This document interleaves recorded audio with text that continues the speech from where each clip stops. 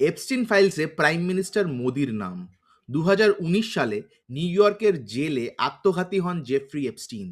American প্রশাসনের হাত থেকে এপস্টিন ফাইলসে Trump, Michael Jackson, Bill Clinton, Bill Gates, Anil Ambani সহ বহু রাষ্ট্রনেতা ও প্রভাবশালীদের যোগের তথ্য আগেই পাওয়া গিয়েছে।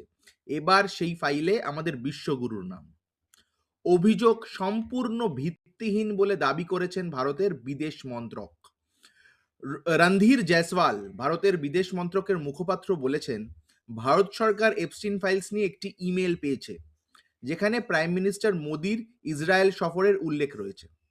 2017 সালের জুলাইয়ে প্রধানমন্ত্রীর ইসরায়েল সফর বাদ দিলে একজন দোষী সাব্যস্ত অপরাধীর অবমাননাকর এবং ভিত্তিহীন অভিযোগ, যা খারিজ করা উচিত। এবার আপনারা একটা কথা বলুন তো, চোর কি আর নিজের চুরি নিজে থেকে স্বীকার করে? বলুন তো আপনারা। বিভিন্ন মিডিয়া হাউস বলছে ট্রাম্পকে খুশি করতে ইসরায়েলে নাকি নাচ গান করেছিলেন মোদিজি। এবার আমার কথাটা বলি, মানে আমি কি ভাবছি। যদিও উনি কতটা গেয়েছেন বা উনি কতটা নেচেছেন তা নিয়ে কিন্তু আমার যথেষ্ট ডাউট আছে, কারণ নাচতে বা গাইতেও কিন্তু ট্যালেন্ট লাগে, আর ওনার ট্যালেন্ট সম্পর্কে তো আপনাদের সবার আইডিয়া আছে। আহ, আর এসব বিজেপি বা কি বলছে? বিজেপি বলছে দ্য কাশ্মীর ফাইলস, সেটা কিন্তু একদম ঠিক। কাশ্মীর ফাইলসে সব সত্যি কথা বলা হয়েছে। দ্য কেরালা ফাইলস, হ্যাঁ তাও সত্যি। দ্য বেঙ্গল ফাইলস, সেটাও খুব সত্যি। মিথ্যে শুধু আমাদের হাতে পাওয়া দ্য এপস্টিন ফাইলস।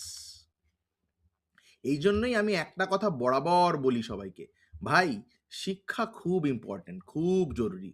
যে ব্যক্তি নেহেরুজির সমান নিজেকে ভাবার সাহস করে, সে বোধহয় এপস্টিনকে আইনস্টাইন ভেবে মিট করে চলে এসেছে।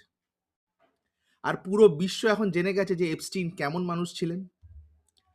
আর আমাদের বিশ্বগুরু কেমন মানুষ সেটা নয় আপনারাই ডিসাইড করুন।